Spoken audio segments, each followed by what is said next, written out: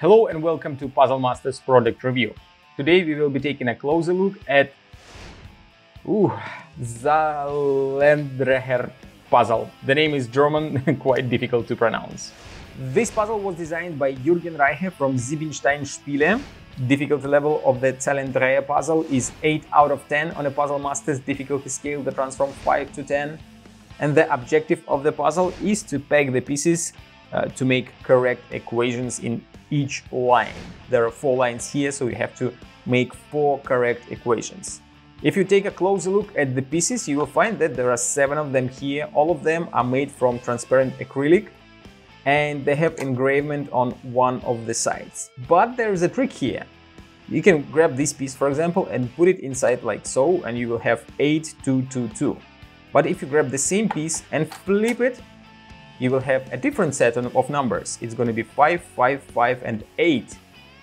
Okay, but that's not all, since you can flip this piece another way, like so, and you will have 2, 2, 2, 8. And if you flip it again, you will have 8, 5, 5, 5. So as you can see, you can put each piece in 4 different ways, and you will have a different set of numbers or symbols in each line.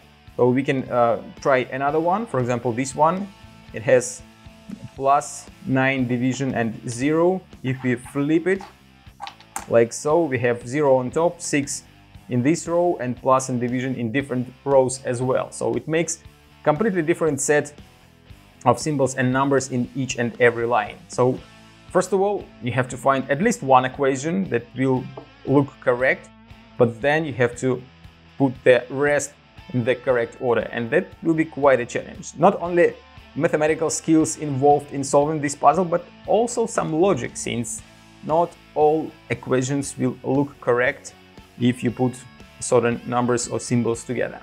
So if you like how this puzzle looks and you want to try to solve it by yourself, you can buy it at puzzlemaster.ca. See you next time.